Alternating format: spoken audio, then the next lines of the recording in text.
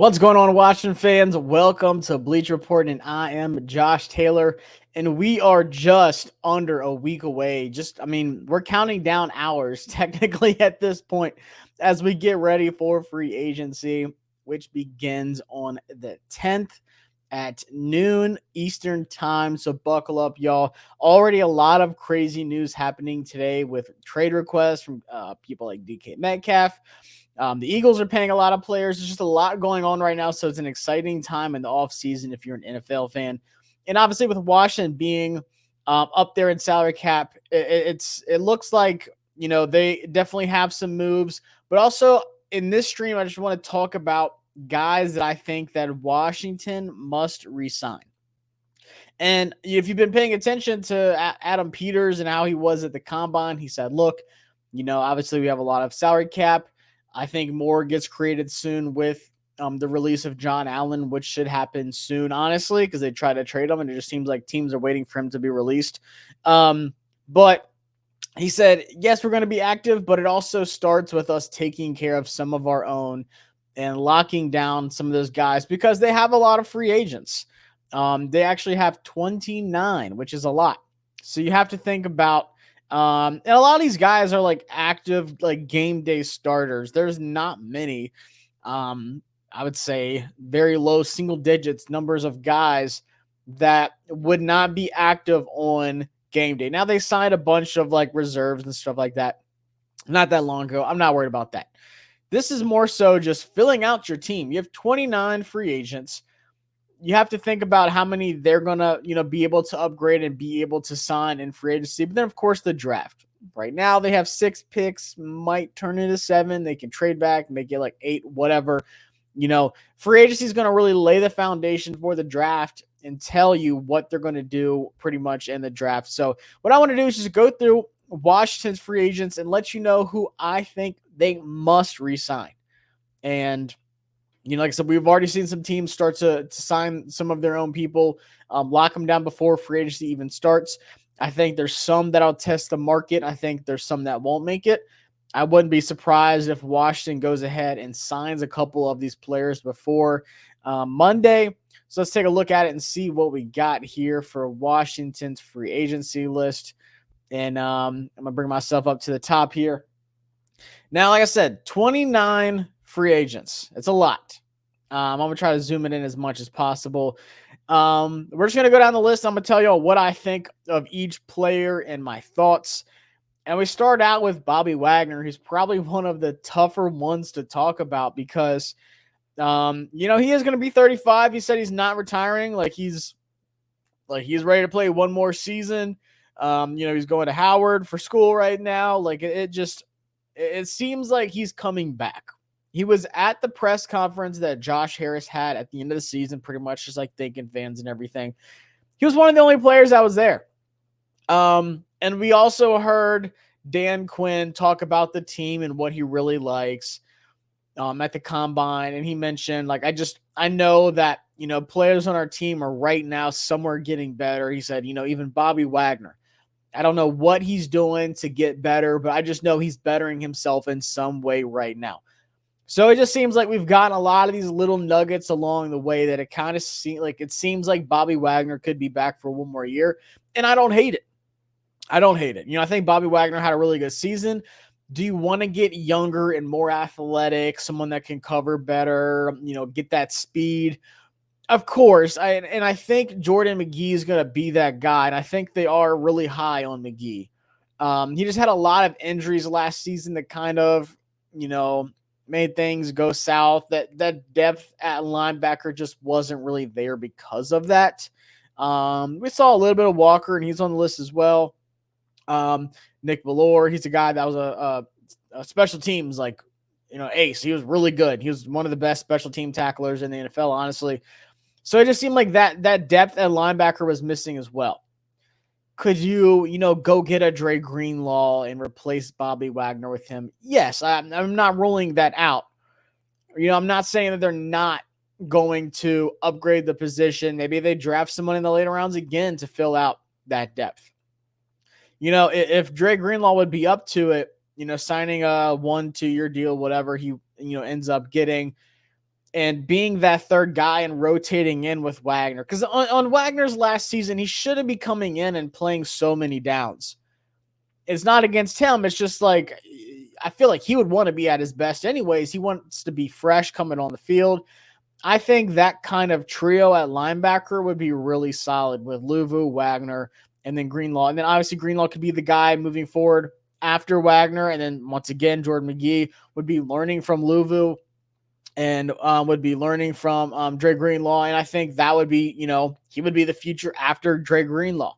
So I think you're just getting that pipeline going. But it just seems like all signs are pointing that Bobby Wagner would be coming back. He's not on my must re-sign list, but I just feel like that he is going to be. If I had to put money on someone coming back, I probably would, pencil Bobby Wagner in. Could he go to the Raiders for 1 year and, play under Pete Carroll? I wouldn't rule that out either. I think that's enticing to him, having that reunion, being in Seattle with him. Kind of the same reason why he came here with the familiar faces. Then next up, let's go to Marcus Mariota. I don't think Marcus Mariota is a must re-sign. I feel like he'd be a very great re-sign. But when we're talking about the market for quarterbacks, there's already some rumors not too long ago that a couple teams, including the Raiders, would be interested in Marcus Mariota. And you have to look at how he played when he came in. So, against the Panthers, lights out. Against the Cowboys, a really big game, lights out once again. He played really well in just some big-time moments and, showed whether it's a team that's going to draft a rookie quarterback this year and would like that veteran presence like he was for Jaden Daniels this season, or, like I said, a team like the Raiders that don't really have a quarterback right now and might not be in that position to draft one of the top quarterbacks. They could get a Jackson Dart and let him sit for a year and learn behind Marcus Mariota. And I know they're different quarterbacks. But I feel like that is a viable option. Do I think he comes back? I just don't know if Washington will be in the price range of what teams could offer Marcus Mariota. I think he'd be one of the top backup options out there in free agency. Out of all the quarterbacks that are going to be on the market, I think Marcus Mariota showed you last season. And he's only 31. It's not like he's like 34, 35, something crazy. He can play another year or two, maybe 3 somewhere. But I think the best case scenario would be go to the Raiders, play 1 year there, and then have a guy like Jackson Dart or a guy like Jalen Milroe later on, maybe round 2, round 3, however they decide to go. Will Howard, whatever they decide to do. But it just allows him to be the guy next year and make a good bit of money. And then Jeremy Chinn, the 27-year-old who signed on a 1-year kind of prove-it deal, had some injuries on the Panthers, but still was a younger guy with some upside. I think he played really well. I think, he did stay healthy. I think he, made the most out of that contract, that 1-year deal.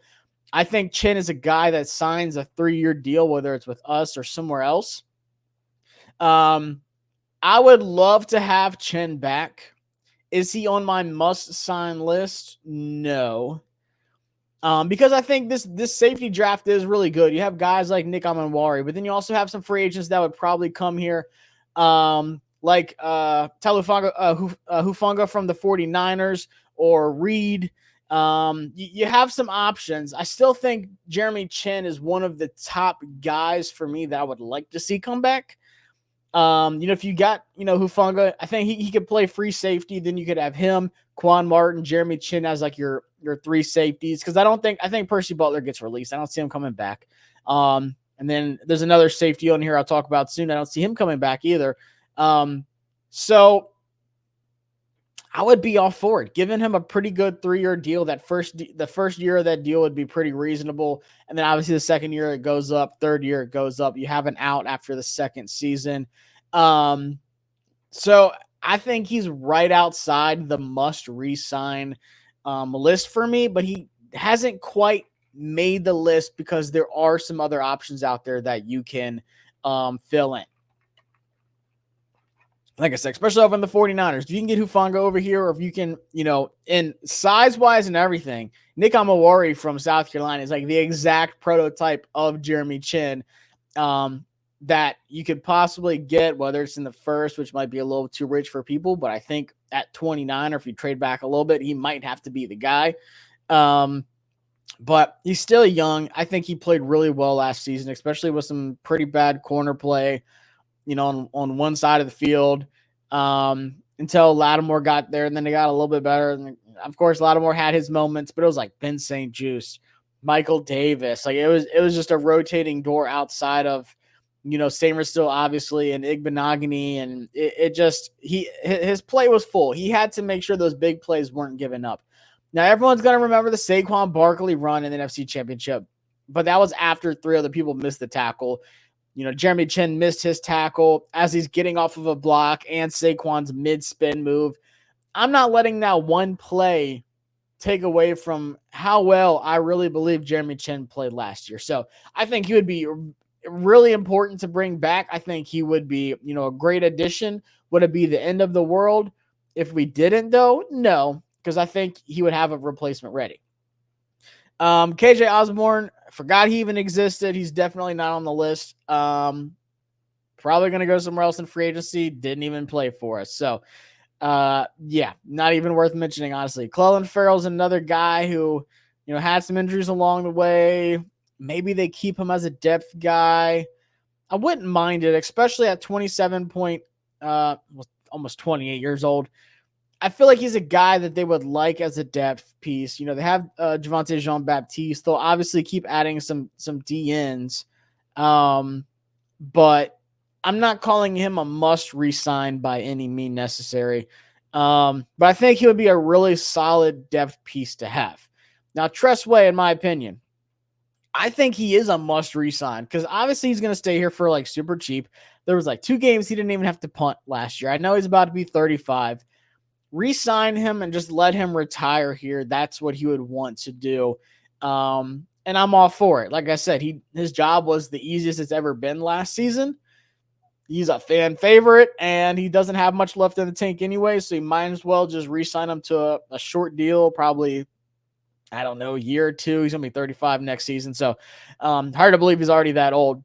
But you probably sign him to a 1-year cheap deal, and then he'll retire and go live his life happily. But you still, you were already having questions at kicker. The last thing you need is, trying out punters.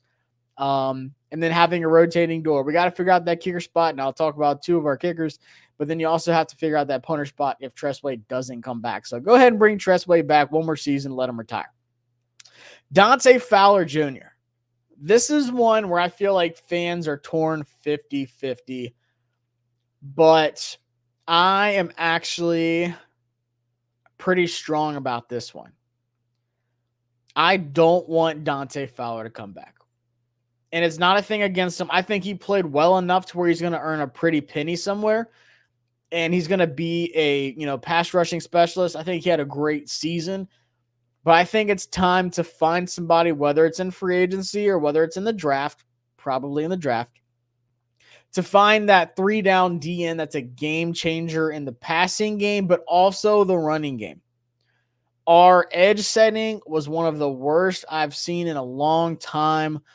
A majority of the big runs happened to the outside when Fowler couldn't set the edge, or the linebackers couldn't get out there fast enough, or Dorrance Armstrong or whoever was on the edge just could not get out there and stop the run. Now, the interior D tackle spots wasn't the best too, but it was definitely better than what the edge was when it came to stopping the run. It was better. Fowler's going to be 31 next season. Like I said, I think he goes somewhere where he can be that pass rushing specialist. But for us at this time, we have to have a defensive line that can stop the run and get to the quarterback. Like, we're trying to do both here. We're trying to do both. And I just think he gets I'm not saying he's going to get a massive deal or anything like that, but I think he gets a respectable amount of money, as he should, because he had some big plays last year. Like I said, he showed that he can get to the quarterback. He's got that speed, athleticism, it's there. But just the size and being able to set the edge and stop the run to the outside, it just didn't exist. So he's definitely not on my list. but he is for a lot of people, surprisingly. Michael Davis is definitely not on my list. He is the must let walk list. And I feel like depth at corner, especially, like I said, St-Juste is coming up, Noah Monogany is coming up. You got to build not only another starter on the outside, but a depth guy. And me personally, and I'm going to talk about this tomorrow on the channel with Rio, got a big preview coming up. For me, I feel like signing another starting corner is a must happen in free agency for me. Whether it is Charvarius Ward, he's probably going to go to Dallas, or Carlton Davis, or DJ Reed, or Paulson Adebo, someone like that. And that's just one less need in the draft. And then you can get a depth guy in the later rounds that you really like a Quincy Riley, who we've met a good bit with already this offseason, and build out that depth. And I think you bring back one of these corners too, and I'll tell you who in a second. But for me, like, that's super important in free agency. Get as many needs as possible that are still like really good upgrades and stuff like that. But corner is one of the biggest ones for me. I would rather not, and I like this corner draft class a lot, but I would rather not go into the draft saying, okay, we need a D end. We need another starting D tackle once John Allen leaves, unless they just promote Newton, which they obviously could do, but then you need someone behind Newton. Or like, we need another tight end, like another starting tight end without Ertz. And, you don't want to go into the draft need hungry, if you know what I'm saying. You want to be able to take best players available and upgrade positions that obviously could use an upgrade, but you're not just like, okay, we have to get a corner here. Like, we have to get one in the first, or we have to get one here in the second. Like, that's not what you want to happen come draft time. So Davis, in my opinion, though, I know you need depth and I know you need a starter, but Davis is definitely not it. Now, Zach Ertz, this is an interesting one. And kind of like what I just talked about of like, you don't want, all these holes and stuff like that. Zach Ertz, in my opinion, this might be a hot take, but he is on my must re-sign list. And here's why. One, he is 34. He's got another year left in him. That's fine. I love it. He already said he's not retiring. So there's not a question mark there for that. But just think about how reliable he was and think about the connection he had with Jayden Daniels. Think about all the big catches he had. Like, even in the Falcons game, like there was a lot of big time moments where Zach Ertz stepped up and was that reliable weapon for Jayden Daniels. Now, could you upgrade and could you get better? Sure. I'm not saying you can't. You also have to think about Ben Sinnott taking that, that next step year two. Tight end is just one of those positions where it takes a year or two to really break out, unless you're, Brock Bowers, who just had like the most historic season in tight end history, or you're someone of that caliber, Sam Laporta, someone like that. It takes a year or two for some of these tight ends. I have really high hopes for Ben Sinnott, and I think he's going to be great. But I think as of right now, you don't create another need. Once again, the free agent class for tight ends is really bad. I do like the tight end class for the draft, but that's just another thing you're going to need come draft time. I say you have to re-sign Zach Ertz. In my opinion, that's the most obvious one, to be honest with you. And some people are going to disagree with that. You're going to say, oh, no, go get, Mason Taylor, go get Harold Fannin Jr. I'm not ready to have two young tight ends right away. And I'm not ready to just get rid of Zach Ertz's production and the connection that he had with Jayden Daniels and how many big moments he really had for Washington last season. I'm not ready for that. Once again, I'm not going into the draft saying, okay, now we need another tight end because we didn't bring back Zach Ertz. There's no doubt in my mind he would come back for one more season here. He had a great season, proved a lot of people wrong. Zach Ertz is a must re-sign. Cornelius Lucas. Surprisingly, I might surprise people with this one. I think he's a must re-sign for right now, too. I know he's getting up there in age. He's going to be 34. Send him to a one-year deal. He's a very reliable backup in the moments where he's had to come in. We don't have depth at tackle. We've got Coleman and we got Lucas. And then we got Wiley and we got Trent Scott, who's also a free agent. And Trent Scott, technically on the depth chart, shows us right guard because he filled in for Sam Cosmi at right guard at the end of the season when Cosmi got hurt. So I feel like you need that continuity. You need some depth. I really like Jalen Moore from the 49ers as a guy that I think we signed in free agency that could be a depth piece. Hell, he might even start at right tackle. We'll see. Or he'll start at left tackle and Coleman can go to right tackle, whatever. But you can't lose depth. If you lose Cornelius Lucas, you gotta sign a tackle in free agency, in my opinion, because once again, that's just another need you're adding to the list. If someone gets hurt, you got to take one in the draft, and if you don't want to be in that situation when it comes, because I think Cosby's going to be out for a while. I don't think Cosby comes back before November, December. I think it's going to take a while for Cosby to be back to game shape and ready to go. So you gotta get that offensive line set, whether it's stealing Mekhi Becton from the Eagles, but you have to have that depth as well. Cornelius Lucas, I think you got to bring him back. You got to bring him back. Now, with that being said, talking about depth and everything, Michael Dieter, I'm not bringing him back. I know what I just said about offensive line. Once again, Tyler Biadasz, missed, some time. Dieter came in, and it was awful. Love him to death, but I'm not re-signing Michael Dieter. I am getting some depth somewhere out there, or I'm getting a guard that can play center. But I think you sign somebody cheap in free agency, a good backup option. Or if you draft someone, you're getting a guard that has that guard center flexibility, need be. You have some of these smaller school guys. There's some other you could draft in the early rounds. But I think in those middle to late rounds, you're going to find the Jackson Slater, some of those guys that could, play some center, play some guard as well in the draft. So I know I just went on a spiel about depth and offensive line and having guys you're familiar with and, having that togetherness on the line, but you can't bring Michael Dieter back. That was terrible. Now, once again, Trent Scott, the guy that caught the first touchdown in Jaden Daniels' career, which is still crazy to think about. Trent Scott was phenomenal, in my opinion, coming into right guard in the blink of an eye when Cosmi did get hurt. I was really surprised at how well he played. And I'm not saying it was like some all-pro type guy, but I'm just saying I did not expect that. I was genuinely worried when Cosmi went down that Trent Scott was going to struggle. But he does give you that flexibility of, hey, I can play right guard. Maybe he's the guy that fills in for Cosmi in the meantime. Or if they kick Wiley in, he's depth at right tackle. If you don't get an option, maybe he plays right tackle, whatever. But he gives you that option. And that's what I like about Brandon Coleman as well. It's like, you're not going into the season saying we need a left tackle. I think the team would be fine starting Brandon Coleman at left tackle once again next season, and fans would not like that. But once again, think about what he could do another offseason and then going into next season as a starting left tackle. It's not a must. If you can upgrade, you do it at every single spot. Can you replace Allegretti with a top, guard option in free agency? Possibly. Very well so. Who knows? The free agency group when it comes to offensive linemen, though, isn't the best.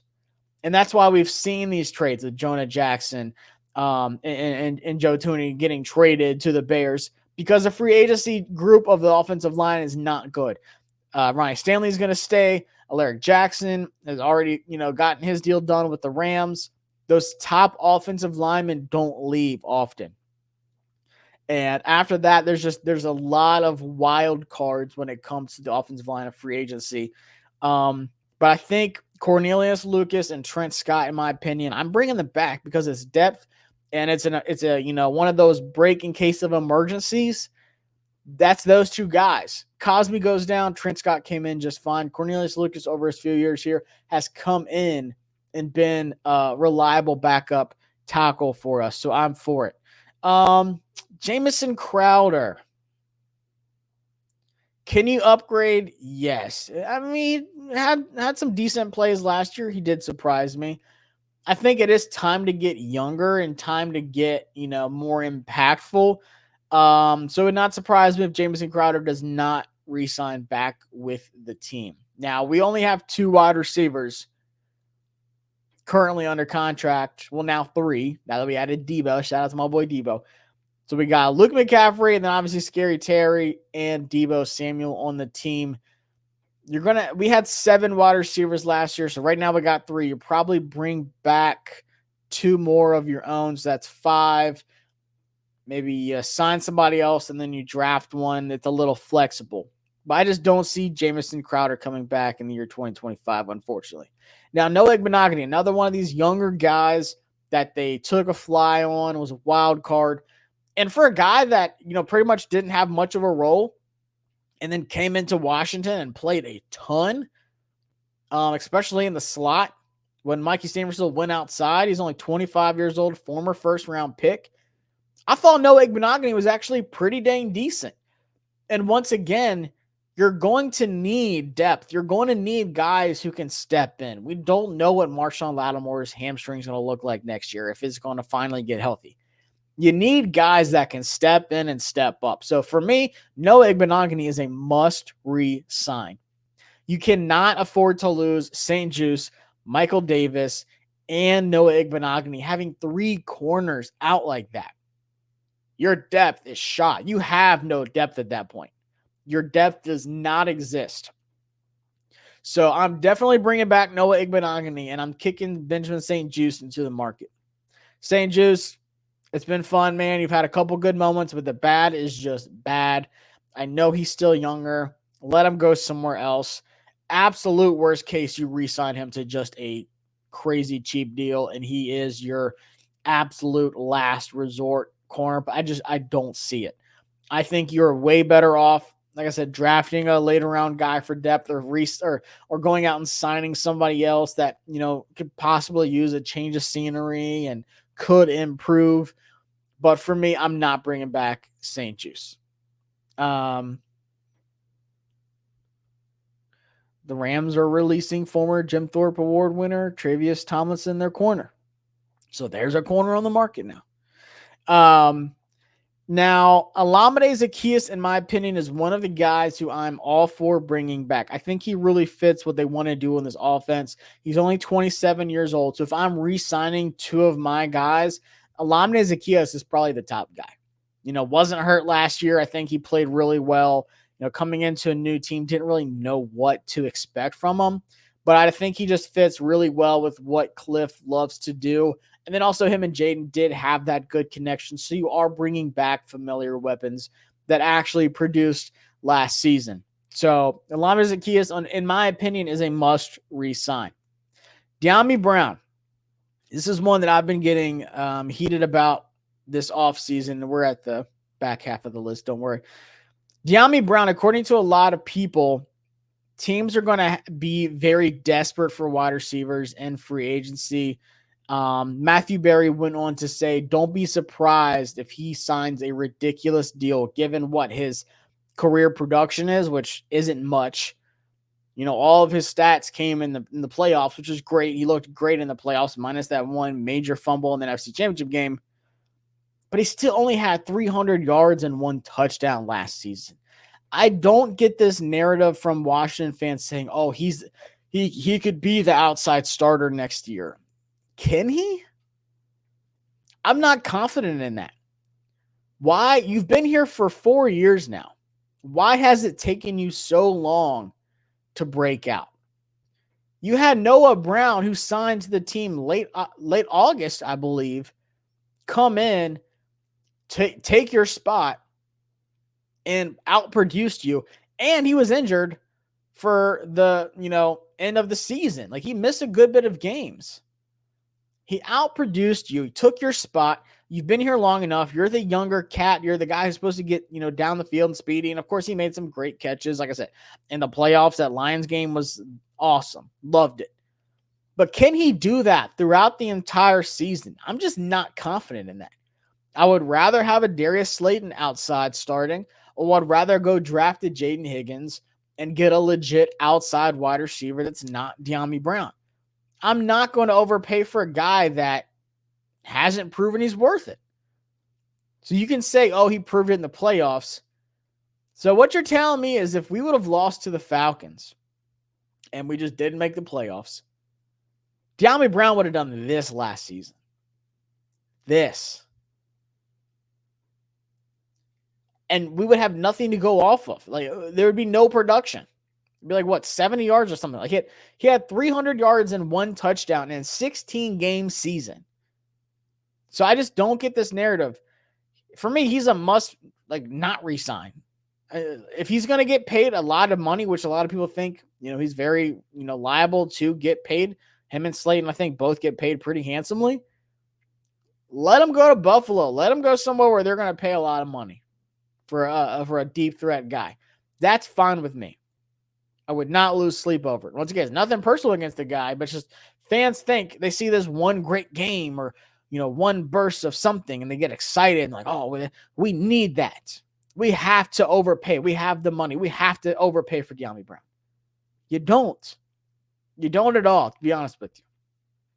Now, Noah Brown, 29 years old, had that injury, like I said, to end the season.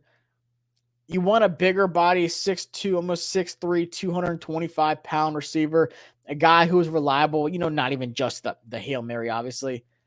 But I think Noah Brown is one of the guys I'm bringing back at wide receiver too. He is that veteran guy.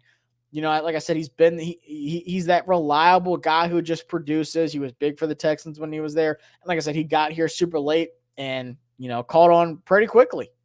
I was surprised at how much we saw Noah Brown and what he did. Had a couple drops, obviously, in big moments, like some third downs and stuff like that. And like I said, he had the Hail Mary. Of course, that helps out a ton. But if you're going to bring back 2 guys and you're going to do so cheap, because this is depth, Olamide Zaccheaus isn't going to be wide receiver, 2 or 3 outside of Terry and Debo, and same with Noah Brown. There's going to be depth guys. You're bringing back for good deals, though. They'd want to play for Jaden.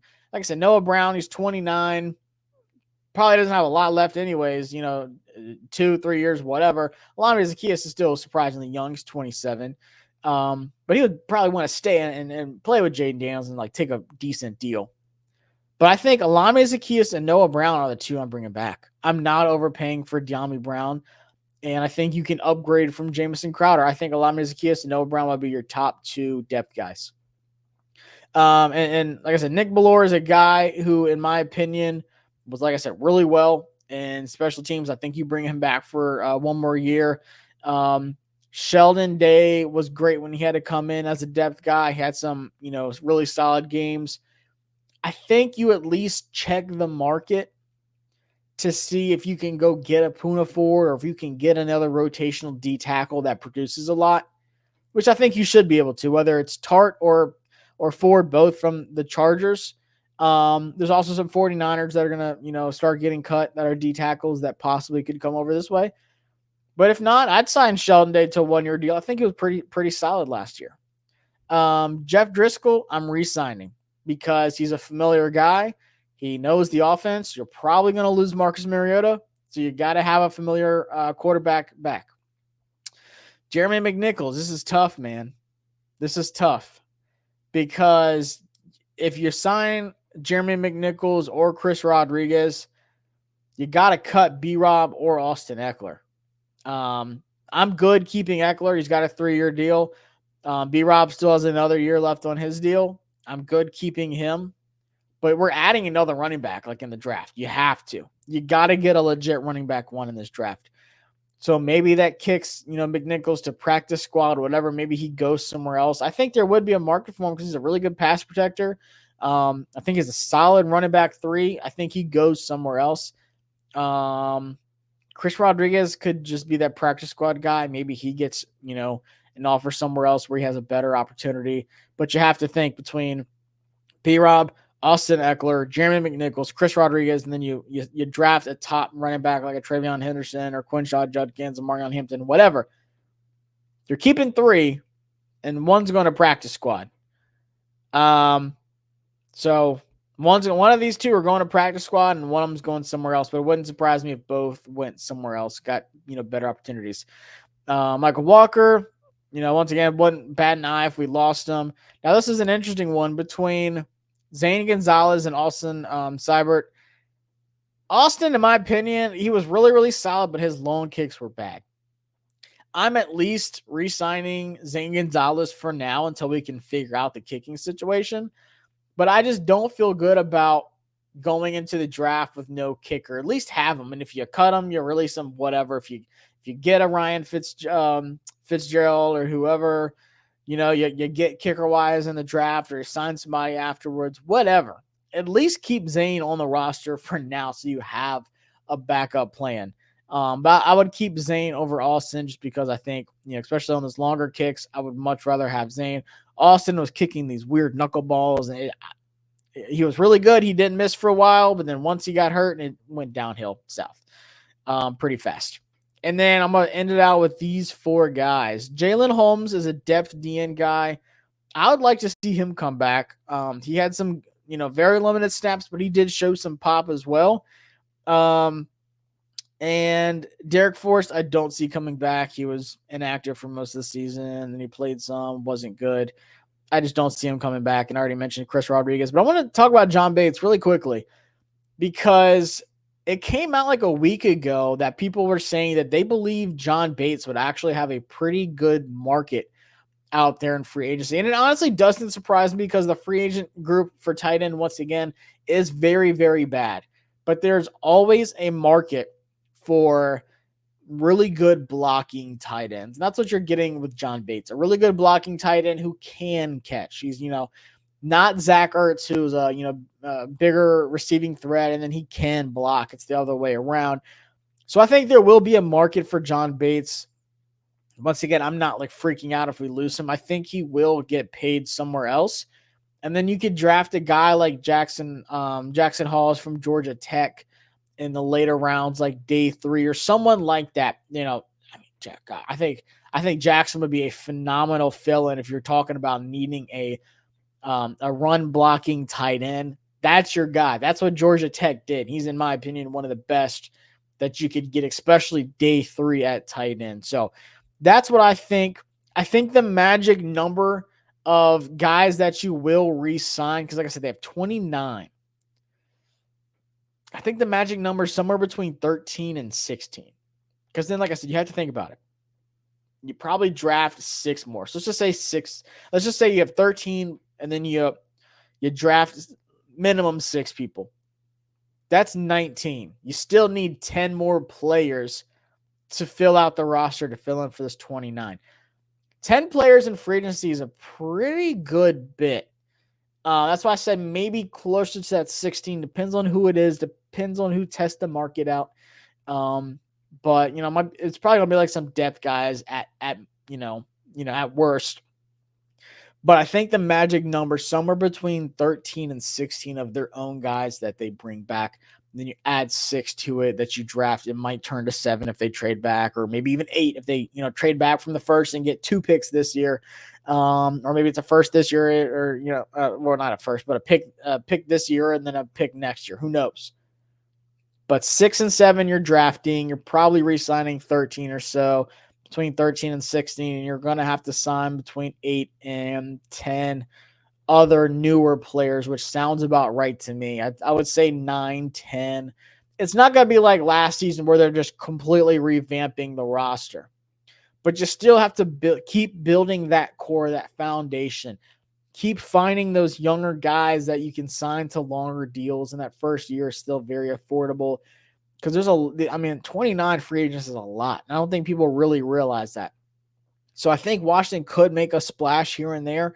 I think you'll see a lot of what they did last season of finding these guys that could be really good depth pieces. Guys that are cheaper, like I said, like the Noah Igbinogheni's, the Nick Allegretti's, who was given the opportunity to come over here and start. Technically Dorrance Armstrong was a rotational guy for Dallas. He came over here to start. Dante Fowler. Those kind of guys. Jeremy Chin, like I said, had the injuries, didn't really know too much about him. He signed him to a 1-year deal. I think that's what the blueprint's going to be. You might still be able to go get your Charvarius Ward, your Davis, your Hufanga, or Dre Greenlaw, whoever, but I think you will see some of these other players that you might not have heard of yet, like a Frankie Louvu, and they turn into a really solid player. So that's what I'm looking at for Washington re-signing their own free agents. So let me know what y'all think. And like I said, free agency starts on Monday. So obviously I will be live on the Bleach Report app on Wednesday to talk about everything that went down.